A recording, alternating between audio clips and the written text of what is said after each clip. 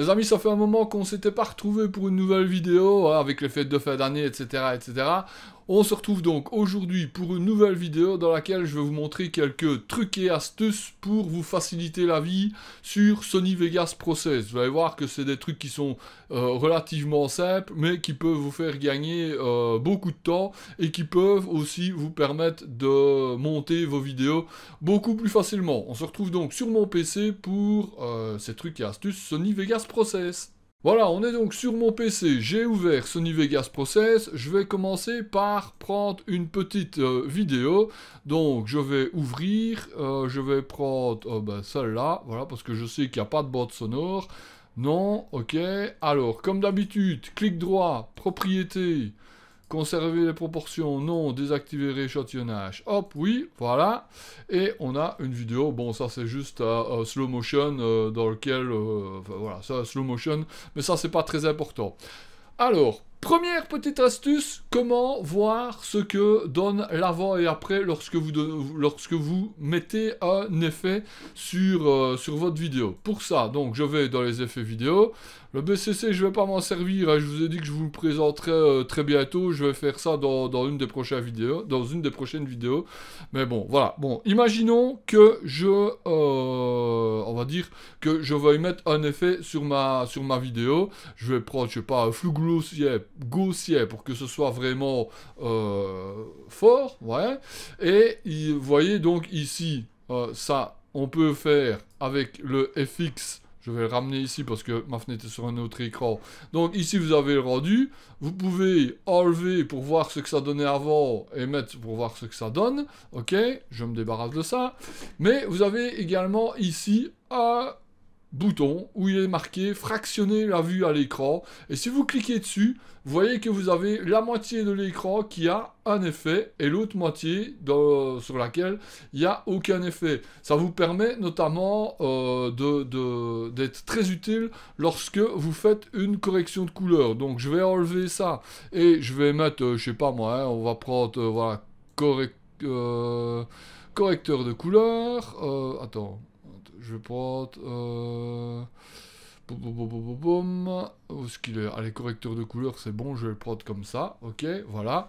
Donc, ici, il est là. Et puis, imaginons que je commence à changer les couleurs. Eh bien, pour voir ce que ça donne avant-après, grâce à ce bouton-là, donc à fractionner l'écran, vous pouvez directement voir si vous préférez voilà, aller vers une couleur. Enfin, ça, c'est vous qui choisissez. Mais en tout cas, ça vous permet de voir l'avant et après. Bon, après, pour le désactiver, vous pouvez soit sélectionner ici avec la flèche, vous pouvez mettre la moitié gauche, la moitié droite, ou sélectionner tout. Ou rien. Voilà, c'est pas plus compliqué que ça. Donc voilà, à force de cliquer dessus, eh bien ça vous permet de le sélectionner ou pas. Moi, je trouve ce truc-là super utile, plutôt que de m'amuser à chaque fois ouvrir la fenêtre effet de l'événement et puis mettre, enlever. Donc voilà, moi je trouve ça très très utile. Ok, donc là, voilà, je vais l'enlever. Et ça, c'était le premier petite astuce pour vous faciliter la vie lors de vos montages dans Sony Vegas Pro 16. Bon, ça marche aussi, je crois que ça marche. Je crois qu'il y avait ce bouton-là aussi sur le 14 et le 15. Il faudrait vérifier, je vous laisse aller voir. Bon, pour le moment, je ne m'en sers plus trop. Alors... l'astuce suivante, ça concerne un petit peu les photos. Donc, lorsque vous ouvrez une série de photos, je vais prendre ici, voilà, je vais prendre ici une série de photos qui était pour faire une time-lapse. Voilà. Vous voyez que ici, elles font un temps, normalement, si je ne m'abuse pas, d'origine, je crois que ça fait 5 secondes. Hein, donc, on voit ici de 1 à 1 sec. Donc, toutes les images ici font 5 secondes. Vous pouvez, et là alors, vous pouvez choisir, je vais insérer une piste vidéo, vous pouvez choisir très facilement la durée de ça. Le seul truc, c'est que vous devez choisir la durée avant d'ouvrir les images. Donc ici, vous allez dans Options, vous allez dans Préférences, ici vous allez dans Modifications, et ici vous voyez que vous avez une nouvelle longueur d'image fixe en secondes. Alors, suivant ce que vous voulez faire, des timelapses, des slow motion, etc., etc., vous mettez une durée, je vais prendre, allez, 0 750. Vous cliquez sur appliquer, ok. Je vais rouvrir, on va dire plus ou moins les mêmes photos, hein. Je n'ai pas regardé quel numéro je prenais, mais je reprends une série, voilà. Et là, vous voyez que ma série de photos, elle est vachement plus grande que la série originale, parce que chaque image fait donc de 1,3 à 2,3. Donc chaque image fait 1 seconde. Non, fait attends, de 1,3 à de 1 à 2. Donc chaque image fait une minute, un truc comme ça. Attends, hein. Ouais, c'est ça, chaque image fait 1 minute, je croyais que je lisais mal. Donc, on revient sur une piste vidéo, on retourne sur outils, non, sur options, pardon, préférences, modification. Ah, j'ai mis 60, bah oui, tu vois, voilà, 60 secondes, donc ça fait 1 minute, ça c'est pas marqué comme je voulais. Ici, ça vous marque le nombre d'images à 30 fps. Mais si vous avez paramétré en 25 fps, ça vous mettra le nombre d'images en 25 fps. Donc je vais mettre 0, comme j'avais dit, 750. OK. Appliquer. OK. Et je vais rouvrir encore une fois une série de photos. Hein. Je prends plus ou moins la même chose. Voilà. Hop. Et voyez alors qu'ici, elles sont beaucoup plus petites que celle-là, encore beaucoup plus petites que celle-là, et vous avez, chaque image fait donc de 1 à 1, donc ça fait plus ou moins 1 seconde. En fait, elle fait 3/4 de seconde, mais ici, c'est pas, il faudrait vraiment zoomer pour voir la time, mais elle fait 0,750 secondes. Alors, vous voyez qu'ici, si je lance le play, bon, ça va peut-être un peu patauger parce que mon ordinateur patauge peut-être un peu, mais lorsque vous réalisez des timelapses, c'est avec ça qu'il faut que vous pouvez allonger, rétrécir. Maintenant, une fois que le timelapse est rendu, vous pouvez encore l'allonger et le rétrécir. Bref, c'était la deuxième petite astuce. Je vais supprimer la piste ici. Donc pour ça, vous allez dessus, clic droit, supprimer la piste. Et je vais en rajouter une nouvelle. Donc là, pareil, clic droit, insérer une piste vidéo. Et vous avez une nouvelle piste vidéo. Alors, maintenant, ici, bon, c'est pas le cas, mais quand vous importez des photos, imaginez que vous avez pris des photos qui ne remplissent pas l'écran. Donc, elles ne sont pas... je vais mettre peut-être... je sais pas comment je ferai ça. Enfin, bref, vous voyez ce que je veux dire. Imaginons que la photo n'est pas en CS9, ne remplisse pas l'écran. Donc, vous avez un bord noir tout partout, et vous voulez ouvrir toute une série de photos. Là encore, si vous voulez, en fait, attends, je vais cliquer là, propriété, ouais, là, je vais peut-être faire ça, donc, voilà, donc, on a, voilà, donc, on aurait une image un peu genre comme ça, voilà, parce que il y aurait, serait pas fait en CS9. Alors, là, pareil, pour ne pas devoir faire toutes les images les unes après les autres, ce qui serait, imaginez, dans un timelapse, vous avez 1200 photos, vous imaginez les faire les unes après les autres, non. On retourne dans Options, Préférences, Modifications, toujours pareil, et ici, vous voyez que vous avez recadré automatiquement les images fixes ajoutées à la barre temporelle. Vous cochez cette petite case-là, moi je vais la décocher, appliquer, OK, et je vais rouvrir ici des images, hop, je prends de celle-là à celle-là, voilà, hop, et ici, vous voyez, mon image, elle ne remplit pas l'écran. Donc, je vais masquer cette piste-là, voilà. Donc ici, si je prends mes images, elles ne sont pas en full écran. Donc, vous voyez que vous avez un bord noir de chaque côté. Je bafouille un petit peu. Donc, ici, pour vous montrer, on refait Options, Préférences, Modifications. Vous cochez Recadrer automatiquement les images. Appliquer, OK. Et on va aller rechercher une série d'images. Voilà. Voilà. Hop. Prendre celle-là. Et ici, vous voyez que mes images remplissent parfaitement il n'y a pas de bord noir. Mon image remplit parfaitement l'écran, alors que ici, ça ne remplissait pas tout à fait l'écran. Alors, on continue. J'espère que cette petite astuce vous sera également utile. Je vais vous en montrer une petite dernière parce que je ne sais pas s'il y en avait 4 ou s'il y en avait 5. Et ici, ça va concerner plus la vidéo. Donc, je vais redimensionner. Imaginons qu'on ait une vidéo. Attends, je vais fermer ça. Non, je vais ouvrir par exemple. Attends, hein, tuto blabla. Non. Attends, je cherche une vidéo où par exemple. Ça, je ne sais pas. Je sais pas. Franchement, c'est totalement au hasard. Donc, je prends ça. Ah ben, c'est une vidéo de moi. Voilà. Alors, imaginons qu'elle est fractionnée en beaucoup de petites vidéos. Ok, là, je coupe au hasard. Je vais supprimer carrément la piste de son parce que c'est une vidéo un petit peu brouillon.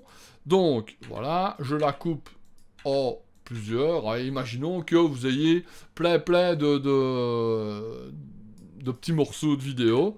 Et voilà. Donc, ici, vous avez évidemment la possibilité de mettre des effets sur votre vidéo. Mais, pour être certain d'avoir le même effet sur tous vos morceaux, en fait, vous avez deux solutions.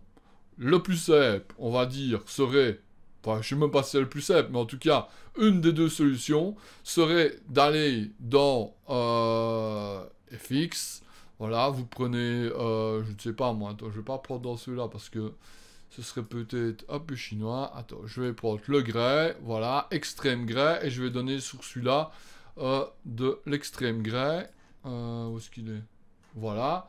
Donc ici, on voit que sans le grès, avec le grès, ok? Donc, vous avez donné un effet.